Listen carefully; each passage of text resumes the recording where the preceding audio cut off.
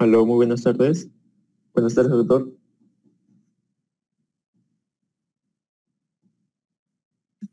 Buenas tardes. ¿Me escuchan? Sí, doctor, lo escuchamos. ¿Ya estamos listos?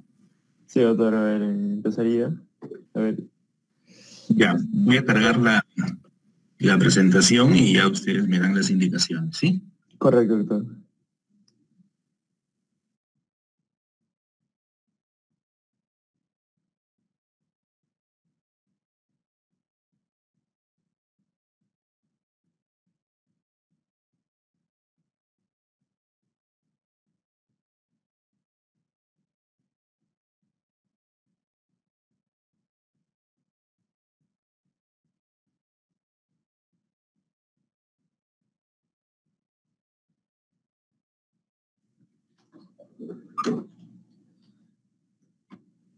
Muy buenas tardes o noches a los presentes. Reciban el saludo de la SOCEMBI. En otra sesión más del curso de Patología General, tenemos el agrado de volver a contar con el apoyo del doctor Luis Alberto Sarabia Romaní. Doctor, reciba el saludo de todo el Consejo Directivo de la SOCEMBI y tanto del bloque académico, y agradecerle por la disposición de apoyarnos, ¿no?, en la realización del curso, por no solo ayudarnos con el editado de este capítulo, sino también por ser uno de nuestros asesores.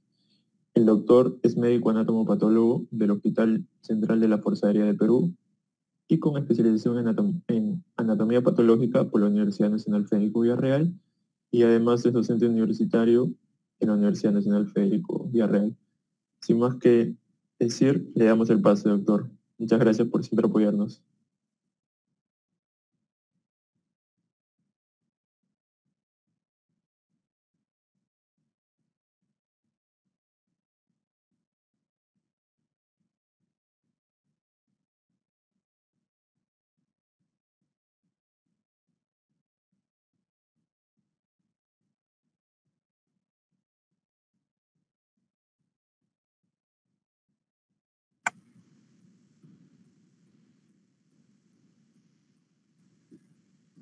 Buenas noches. ¿Recepcionan mi audio?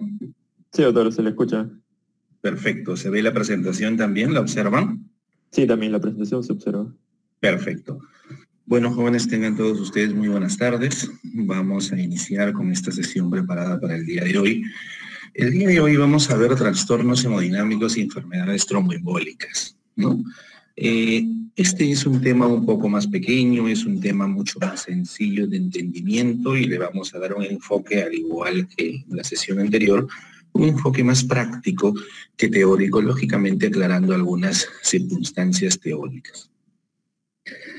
Cuando hablamos nosotros de trastornos hemodinámicos, básicamente estamos hablando de alteraciones que se pueden condicionar en el sistema cardiovascular, ¿no? Recordemos nosotros que en el sistema cardiovascular nosotros tenemos diferentes componentes, ¿no?, como el corazón, los vasos o el mismo componente sanguíneo con sus diferentes elementos formes, ¿no? Entonces nosotros lo que vamos a ver aquí son diferentes trastornos, ¿no?, de cualquiera de estos componentes. Y a eso nosotros le vamos a llamar trastornos hemodinámicos.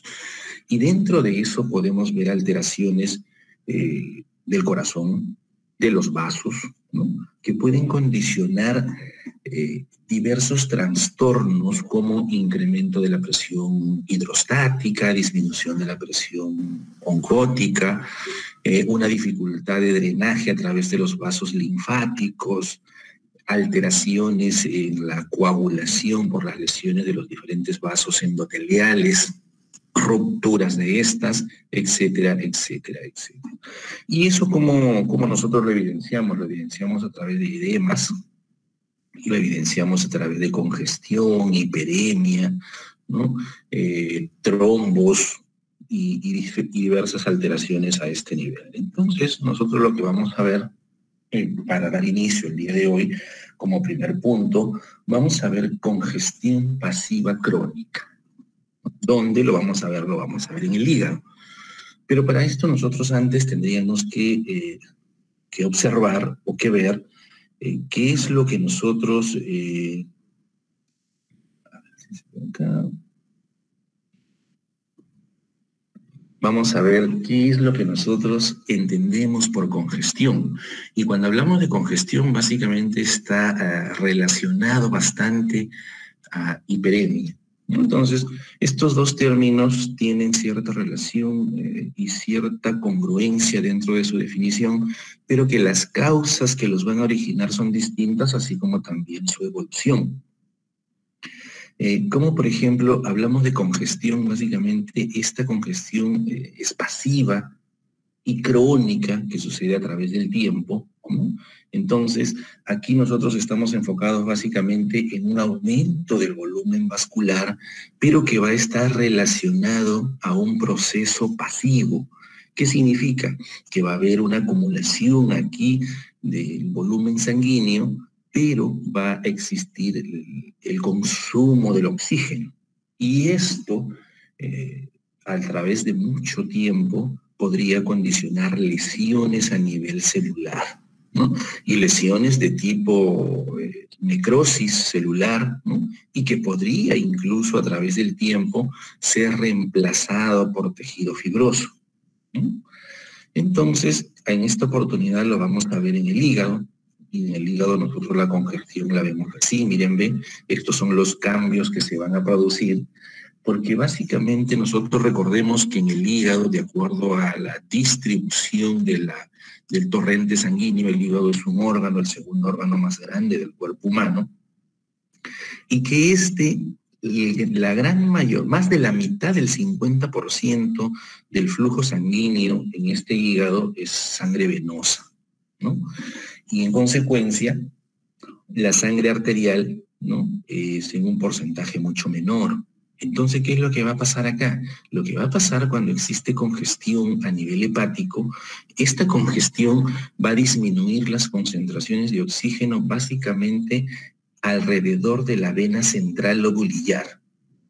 Y esto, a través de los años o a través de mucho tiempo, porque es una patología definitivamente crónica, puede condicionar lesión celular.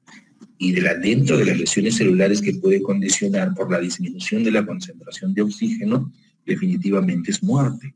Y puede condicionar necrosis, como lo mencionamos en la definición, dando inicio al cuadro. Entonces, este proceso, si condiciona necrosis, podría evolucionar y podríamos nosotros encontrar también en la periferia de la vena centrolobulillar depósitos con el tiempo de tejido fibroso. Esta necrosis o esta congestión que se produce alrededor de la vena centrolobulillar, que incluso producen ruptura de pequeños vasos, dando pequeños focos microscópicos de hemorragia, es lo que le va a dar esta característica típica al hígado, donde no vemos macroscópicamente no vemos una imagen o una coloración homogénea, sino que vemos áreas pálidas y áreas oscuras, ¿no? Y las áreas oscuras que nosotros vemos acá, estas áreas oscuras definitivamente son las áreas periféricas a la vena centrolobulillar. Y las áreas claras, pues son áreas pálidas y donde encontramos todavía concentración o presencia de hepatocitos sin alteraciones, ¿no? Y es la característica imagen no esmoscada, ¿no?, que presenta o que evidencia este tipo de patología. A nosotros lo que nos interesa mucho es ver las características histopatológicas, cuáles son los cambios histopatológicos que se van a producir. Entonces nosotros vamos a la imagen, esta imagen de este lado, y ¿qué es lo que va a llamar la atención? Lo que va a llamar la atención es que en la tinción, en la coloración de hematoxilina y eosina, nosotros lo que vamos a observar es una tinción ciertamente heterogénea, ¿no? Y esta característica es la que se evidencia macroscópicamente, pues, como la imagen de nuez moscada. Por ejemplo, acá tenemos la presencia de la vena central lobulillar. Nosotros sabemos básicamente que el estudio histológico del hígado es a través del lóbulo hepático, ¿no? Que tiene la forma de un hexágono con sus vértices, y en cada vértice están los espacios porta con sus diversos componentes, y que la distribución de los hepatocitos tiene una forma de distribución trabecular, y entre trabécula y trabécula puede dejar los espacios sinusoidales, y que definitivamente la vena central lobulillar es la zona más alejada donde las concentraciones de oxígeno son mucho menores normalmente y mucho más intensas si hace esas características en este tipo de patología que es la congestión a este nivel, y va a condicionar necrosis de los hepatocitos periféricos a este nivel. Y si nosotros recordamos la necrosis, por ejemplo, cuando se ha visto la necrosis de diferentes tipos, la necrosis coagulativa o la necrosis gaseosa, recordemos que la necrosis siempre tiene una característica eosinófila, granular, acelular, porque básicamente aquí lo que se evidencia es muerte celular, ¿no? Entonces, se va a ver va a tener esta característica que le da esta imagen heterogénea. Y en la periferia, en la zona ya periférica, como en la imagen que estamos viendo al lado, donde apuntan las flechas, estos serían los espacios porta o quierna, ¿no? Donde esas zonas, las concentraciones de oxígeno en los eritrocitos son mucho más altas, y que en esta patología ya estos hepatocitos no se van a ver afectos. En consecuencia, esta característica es la que va a originar estas zonas periféricas a la vena central lobulillar, que le da esa característica o esa coloración más intensa que hemos visto en la imagen macroscópica, ¿no? Aquí en la siguiente imagen lo que tenemos ya es a mayor aumento, estas características principalmente en la zona periférica a la vena central lobulillar. Esta es la vena central lobulillar y llama la atención, pues en la periferia, si nosotros observamos con detenimiento, que ya las imágenes que están a este nivel, por ejemplo, esas sí nosotros la podríamos observar y encontrar pues los hepatocitos con características histológicas normales. Incluso en esta imagen podríamos ver las trabéculas hepáticas, y que entre trabécula y trabécula pues deja los espacios sinusoidales. Pero en la zona periférica, en esta zona donde encontramos incluso la presencia de eritrocitos, ¿no? Que va a formar parte de la característica que hemos visto inicialmente, ya los hepatocitos se van perdiendo porque se van necrosando a consecuencia de la falta de oxígeno condicionada por este tipo de patología. Incluso vemos eritrocitos, y si nosotros miramos con detenimiento, ¿no? De repente la imagen no nos permite observar al detalle, pero si pasáramos al microscopio a mayor aumento, vamos a ver pequeños haces de fibras colágenos periféricos a esta zona, que es característico en la congestión, ¿no? En la imagen de al lado, igual a mayor aumento, observamos las mismas características, pero va a llamar la atención en la flecha negra esa célula con característica epitelioide, ¿no? Que son los macrófagos, en el hígado llamados células de Kupffer, ¿no? Si hay pequeñas áreas de hemorragia distribuidos en esta zona de lesión, ¿no?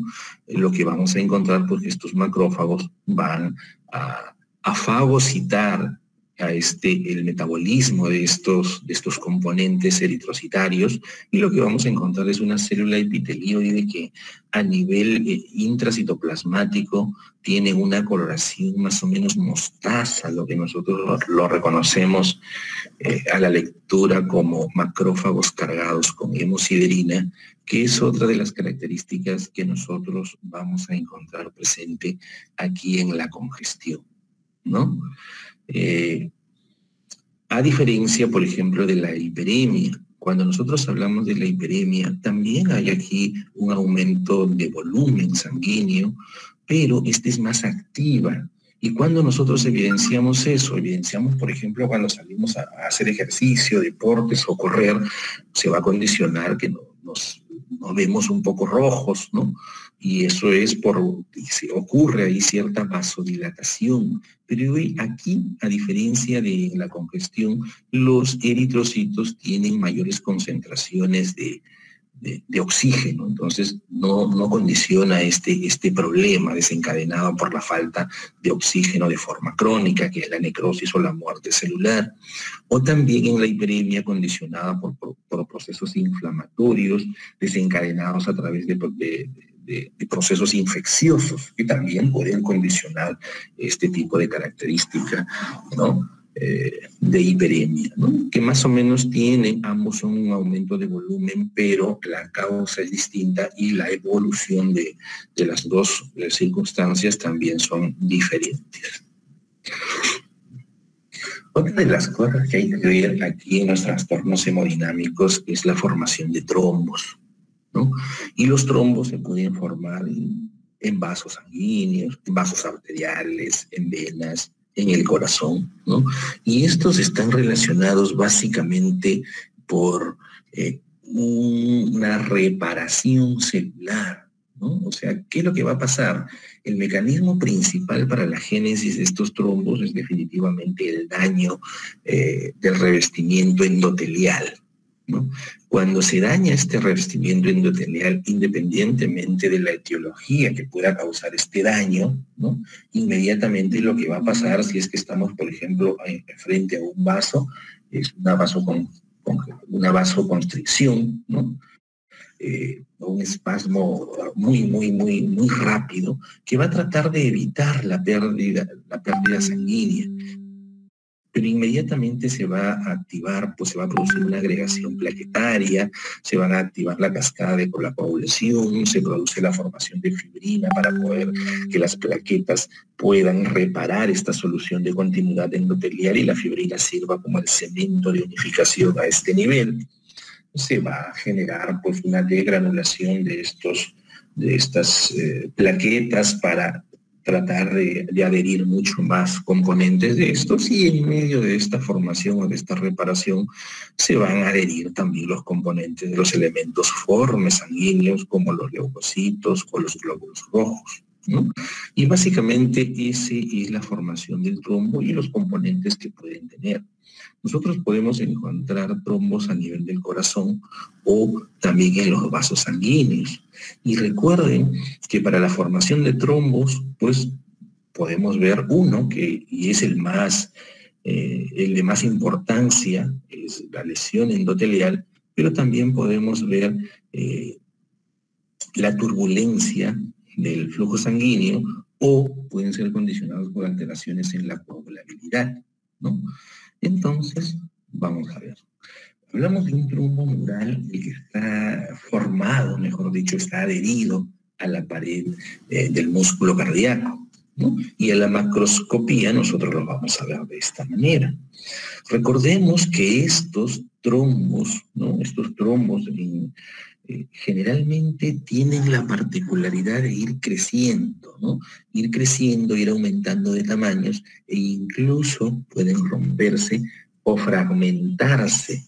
Y cuando esto llega a suceder, pues salen lanzados, ¿no? A través del torrente sanguíneo y viajan por el interior de estos vasos, por el cuerpo. Y cuando estos llegan, un momento, por favor.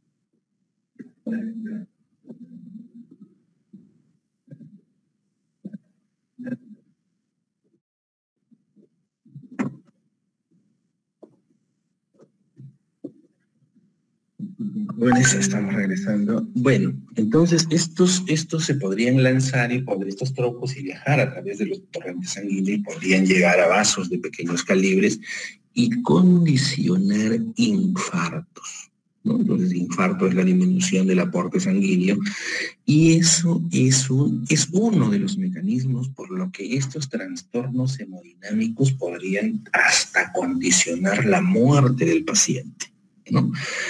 Y estos trastornos hemodinámicos, muchos de estos están relacionados a la muerte del paciente, además de producir muchas enfermedades, ¿no? Entonces produce morbilidad y también mortalidad. Entonces, vamos a ver las características histológicas de este trombo, ¿no? Entonces, lo que tenemos acá, por ejemplo, es el miocardio, ¿no? Y este trombo es el que está adherido a la pared del miocardio. Generalmente, estos trombos siempre están adheridos, ¿no? Al revestimiento endotelial, en este caso está adherido aquí al miocardio, ¿no? Pues cuando estos se rompen o se fragmentan, es que van a pasar a formar los famosos émbolos, y que pueden ser incluso mortales, ¿no? Acá también, a mayor aumento en esta imagen del lado de la derecha, observamos que el trombo es todo esto que está acá, todo esto es el trombo, y que está adherido al miocardio. Pero observamos una característica importante, que entre las dos zonas, entre el trombo y el miocardio, hay un proceso inflamatorio que llama bastante la atención. Pero no es una característica constante, porque, por ejemplo, en esta imagen que nosotros estamos observando acá, lo que también vemos es que esta zona que está acá es parte del trombo. Y esto ya es el miocardio, ¿no? Entonces, aquí, por ejemplo, está adherido el trombo a la estructura miocárdica, pero no se encuentra este proceso inflamatorio, o es muy, muy escaso el componente inflamatorio. En la imagen de la derecha ya nos permite ver básicamente las características histológicas que nosotros observamos en el trombo. Recordemos que hemos mencionado que un trombo está formado pues por plaquetas, que es que inicia básicamente la reparación del revestimiento endotelial dañado, ¿no? A consecuencia, pues, ¿no? de que se unen los factores de von Willebrand, la exposición del colágeno subendotelial, que va a ayudar a la adherencia de esta, a la activación de la fibrina, ¿no? Que se va a formar para ir formando todo este trombo, y que en este trombo, como componentes de este trombo, voy a encontrar pues mis plaquetas, que ya le hemos mencionado, la fibrina. Vamos a encontrar los elementos celulares que forman parte de la sangre, porque vamos a encontrar eritrocitos y leucocitos, pero que estos van a presentar una característica de distribución bastante particular y peculiar, como por ejemplo, que lo que nos llama la atención acá es que acá tenemos una zona más clara, ¿no? Pero tenemos zonas más oscuras. Entonces, la coloración de hematoxilina y eosina, lo que ha pasado aquí es que en esta zona más clara, que generalmente son zonas de adhesión, porque nosotros recordemos que estos trombos pueden ir creciendo, y generalmente lo que va a pasar en los trombos es que estos se va adheriendo mayores componentes, y esta zona más clara lo que vamos a encontrar básicamente es la presencia de fibrina, ¿no? Fibrina, y mayormente fibrina y plaquetas. Es por eso que a la coloración de hematoxilina y eosina aquí nosotros observamos de esta característica, una característica clara, blanquecina, que la literatura, y se la va a ver, por ejemplo, en una presentación a menor aumento al microscopio óptimo, como unas líneas claras, ¿no? Conocidas muchas veces o mencionadas por algunas literaturas como las famosas líneas de Zahn. Y acá la vemos, miren, con mayor claridad las características. Todo esto que estamos observando acá es la presencia de un trombo, ¿no? Y observamos el componente, ¿no? El componente donde observamos acá, por ejemplo, en esta zona, que el componente celular predominante y son los eritrocitos, y en esta zona es la famosa línea de Zahn. En esta que está acá a la derecha llama mucho, mucho la atención, por ejemplo, observar todos los componentes. Aquí observamos los eritrocitos, observamos los leucocitos, las zonas de fibrina con plaquetas que se ven de una manera más transparente o más clara, que en conjunto van a formar el trombo, pues, ¿no? Este trombo, que incluso estos trombos podrían reorganizarse, porque muchas veces estos llegan incluso a crecer tan grandes sobre todo en los vasos venosos, y obstruir pues el paso sanguíneo. Y estos se reorganizan, forman una reepitelización, ¿no? Y van a formar, nuevamente a formar su calibre, ¿no? Para que pueda permitir el paso del torrente sanguíneo, pero lógicamente el volumen ya va a estar disminuido o alterado en este nivel, ¿no? Y como vemos trombos a nivel del corazón, las características que nosotros encontramos también de la presencia de esta lesión, que son los trombos en los vasos sanguíneos, casi son las mismas. Y dentro de los trombos vasculares, nosotros vamos a ver la presencia de este tipo de lesión de una manera bastante frecuente, ¿no? En los miembros inferiores. Y estos pueden condicionar la presencia de molestias, como dolor, lógicamente, porque va a obstruir el paso del torrente sanguíneo a este nivel, ¿no? Entonces, y estos de aquí se pueden lanzar a cualquier parte del cuerpo, y generalmente estos que parten de acá pueden llegar con mucha facilidad a establecerse a nivel de los pulmones, por ejemplo, y generar pues la presencia de émbolos a este nivel que pueden obstruir el paso de la sangre, y condicionar pues estas zonas de infartos a este nivel del pulmón, ¿no? Estos trombos que pueden traer consecuencias no muy buenas para el paciente. Esta es la característica. Si en la anterior imagen, cuando veíamos el corazón en la cavidad cardíaca, veíamos la formación del trombo adherido al miocardio, aquí vamos a ver que el trombo está adherida a la pared del vaso, porque lo que ha pasado básicamente aquí es una lesión a este nivel.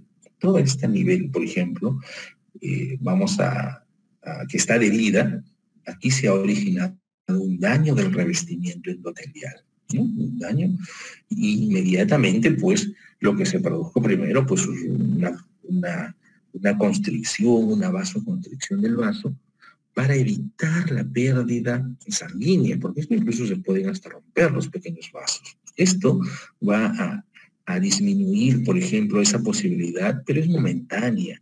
Lo que va a generar principalmente pues es la génesis de estos trombos, donde se va a producir la acumulación de plaquetas, ¿no? A este nivel donde se ha producido la lesión o la solución de continuidad, independientemente de la causa del revestimiento epitelial. Entonces, aquí se van a formar, se va a producir la agregación plaquetaria, la fibrina es la que va a ir como uniendo, soldando estos componentes, y se van a ir agregando y formando también con los elementos formes de la sangre, y van a formar este trombo, ¿no? Que muchas veces puede ocupar todo este espacio y obstruir este pequeño vaso, donde la circulación tendría que buscar vasos colaterales.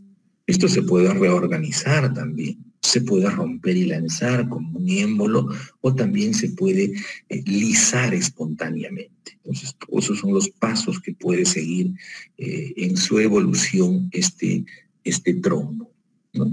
Y lo que va a pasar aquí es generalmente nosotros en la pared del vaso no vamos a encontrar daño. La pared del vaso generalmente va a estar indemne. A diferencia, por ejemplo, cuando nosotros encontramos las famosas placas de ateroma, ¿no? Placas de ateroma que ellos sí, pues, condicionan depósitos de lipoproteínas en la capa interior o en la íntima del vaso, ¿no?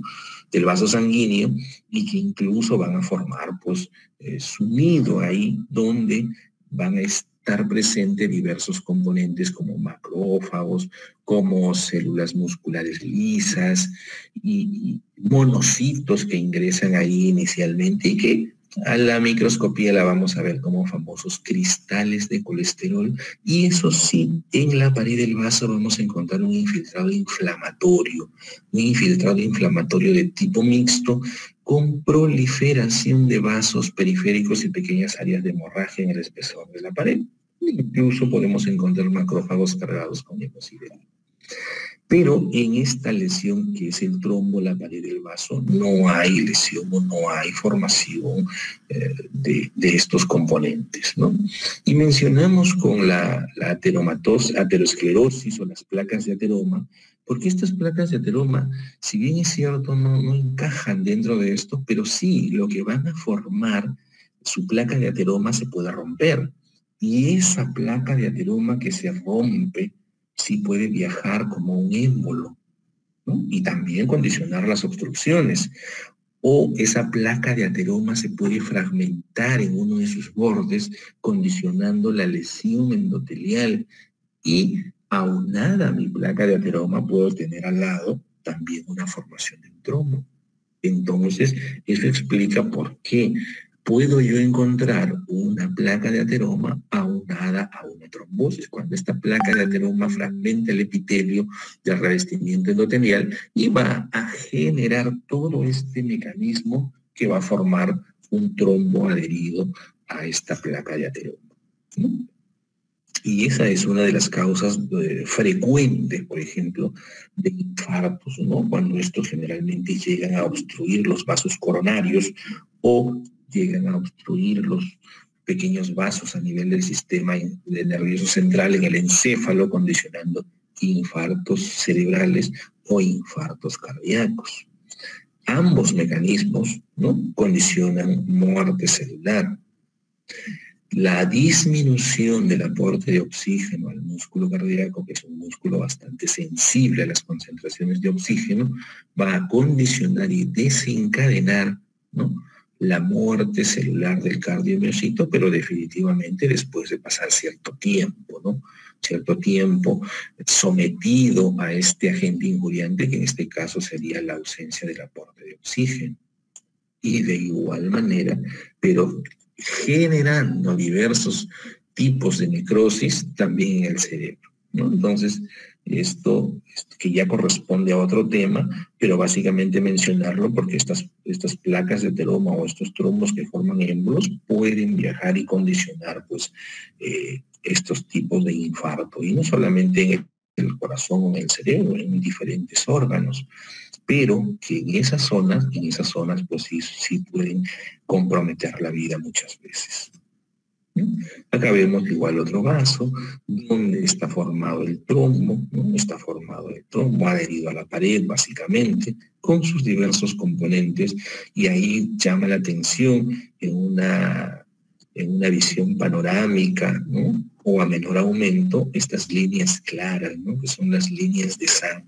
Esas líneas, por ejemplo, permiten evidenciar que en una necropsia de ley, evidenciar que el trombo se ha formado pues antes de que el paciente pueda haber fallecido, ¿no?, porque también se forman coágulos que pueden ser confundidos con trombos en los pacientes que fallecen, pero estos no muestran estas famosas líneas de sangre, ¿no?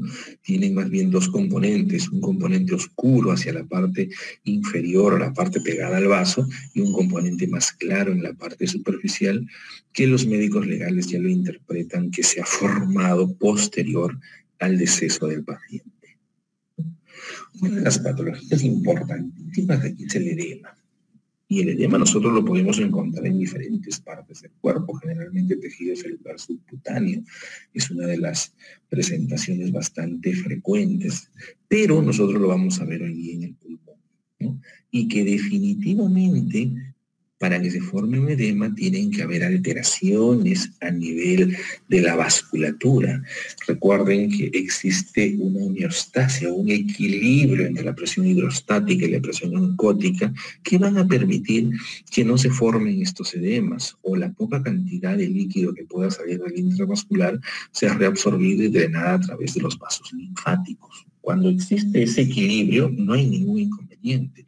El problema va a venir cuando cualquiera de estos componentes se vea alterado. Y como se altere cualquiera de estos componentes, nos puede condicionar, pues, este famoso edema. Y es lo que nosotros vamos a ver. Nosotros lo que vamos a ver en la macroscopía, ¿no?, que este es el pulmón cuando llega a la mesa de macroscopía en el laboratorio de anatomía patológica, se le hace un corte y uno va a ver esta característica de una secreción espumosa, blanquecina o cremosa muchas veces, que forman como espumitas, como pequeños globos superficiales. Ese es el edema, que definitivamente esa es una acumulación, ¿no?, de líquido o de un trasudado que va a ubicarse en el interior de los alvéolos, y que definitivamente va a dificultar el intercambio oxígeno-CO2, que es la principal función de estas estructuras, ¿no?, y que hace al pulmón más pesado, congestivo, y que le va a quitar su principal función. Esta imagen es un corte, esta imagen de la derecha ya es un corte histológico, ¿no?, donde observamos pues los alvéolos. Todos estos que están acá son los alvéolos, y nosotros recordamos la histología normal, revestidos pues por sus neumocitos tipo 1, sus neumocitos tipo 2, tienen un tabique interalveolar, donde vamos a tener la presencia ahí de pequeños vasitos capilares, tejido conectivo en el interior de estos, ¿no?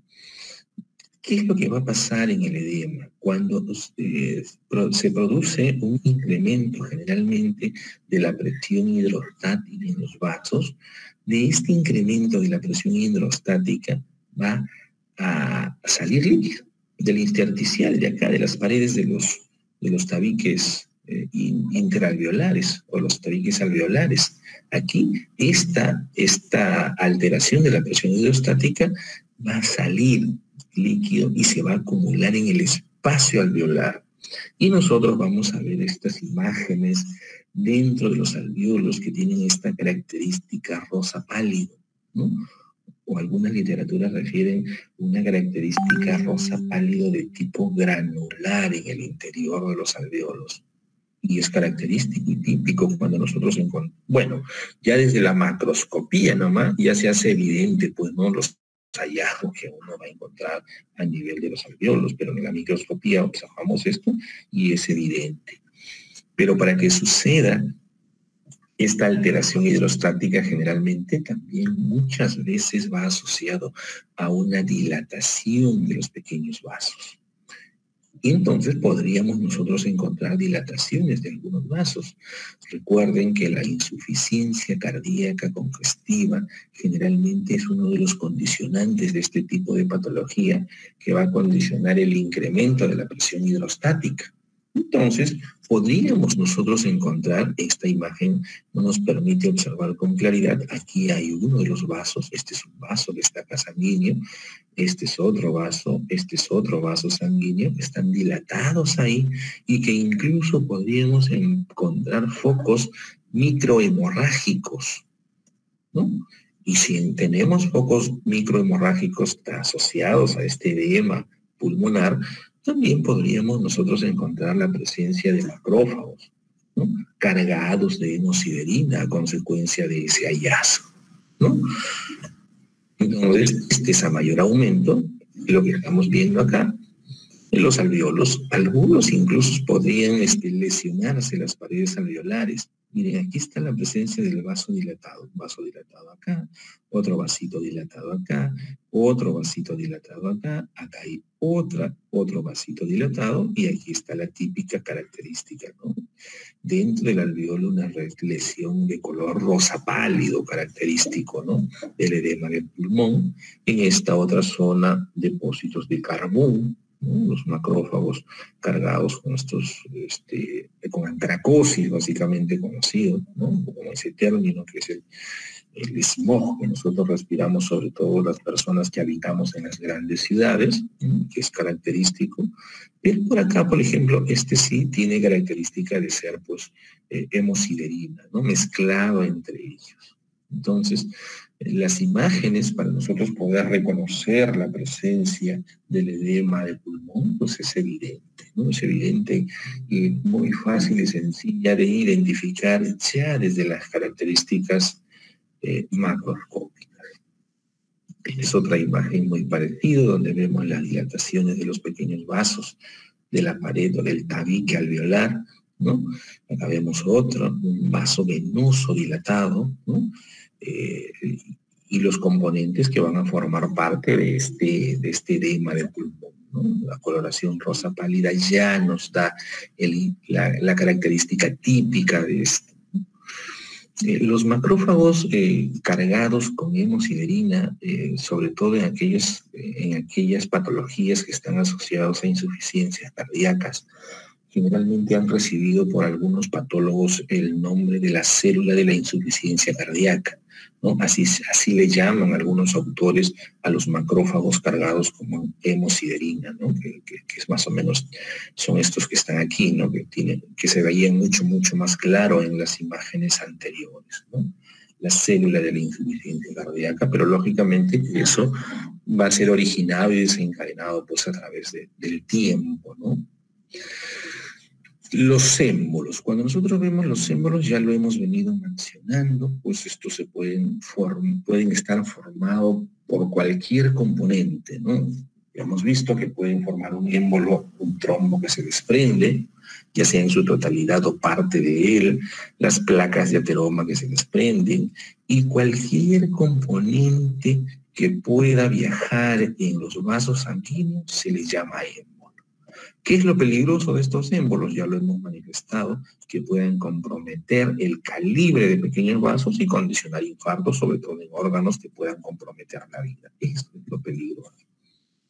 Aquí lo tenemos, pues los émbolos viajando, ¿no? Pueden estar formados por trombos, se rompe el trombo y lo que van a hacer es viajar a través del vaso sanguíneo, ¿no? Y lo temeroso o lo peligroso de estos trombos, como le hemos mencionado, que pueden ser desencadenantes de la muerte, ¿no? Como lo hemos mencionado, o pueden condicionar necrosis celulares. Entonces imagínense que este trombo que desde mi miembro inferior se ha lanzado y que circule a través de nuestros vasos sanguíneos y que llegue a obstruir un vaso coronario. Va a depender, la vida del paciente va a depender mucho de la área que esté comprometiendo ese vaso coronario obstruido, ¿no? Y del tiempo donde se pueda producir, la lisis espontánea o la lisis terapéutica o la desobstrucción de ese vaso coronario. Si el tiempo sobrepasa 40 minutos, probablemente las células comprometidas ingresen en un mecanismo de lesión celular de tipo irreversible, condicionando la necrosis, y esa muerte celular definitivamente, si es una zona grande, puede llevar a condicionar la muerte del paciente, pero si es una zona pequeña, puede ingresar en todo el proceso de reparación celular, siendo reemplazado por tejido fibroso incluso, que puede afectar el funcionamiento adecuado del músculo cardíaco al momento de producir su gasto cardíaco, ¿no? Pero el paciente puede vivir, a diferencia que si el compromiso es bastante grande, definitivamente pues el paciente puede no sobrevivir a este tipo de... ¿Qué es lo que vemos acá? Acá vemos un vaso sanguíneo, ¿no? Un vaso sanguíneo en el cual en el interior de este vaso sanguíneo definimos un émbolo que puede estar formado por cualquier componente. En este caso, por un émbolo por una placa de ateroma, o sea, se ha fragmentado la placa de ateroma y está viajando a través del émbolo y se ha encontrado a este nivel. Puede estar formado por el trombo, por la placa de ateroma, se describen por líquidos amnióticos, estructuras óseas generalmente relacionadas a accidentes de tránsito, puede haber componente graso, cualquier componente, cuerpos extraños también pueden incluso, a consecuencia de efectos traumáticos, viajar en estos vasos sanguíneos, que son émbolos, ¿no? La placa de ateroma, por ejemplo, acá la tenemos con su componente de placa de ateroma, que generalmente pues está aquí asociado a unas fibras musculares estriadas de tipo esquelética en la periferia, y este es tejido adiposo, ¿no? Con algunos pequeños vasos.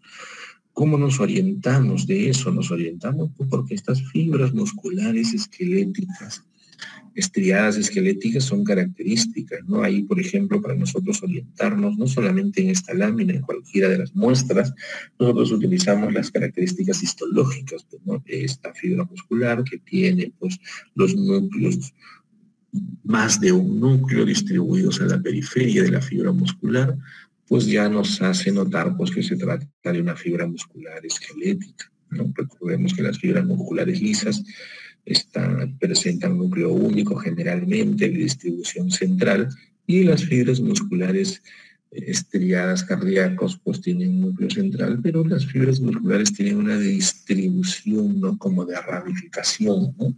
Entonces, las características histológicas aquí en la patología pues es bastante importante para identificar la zona de evaluación, ¿no? Este es un émbolo de placa de ateroma.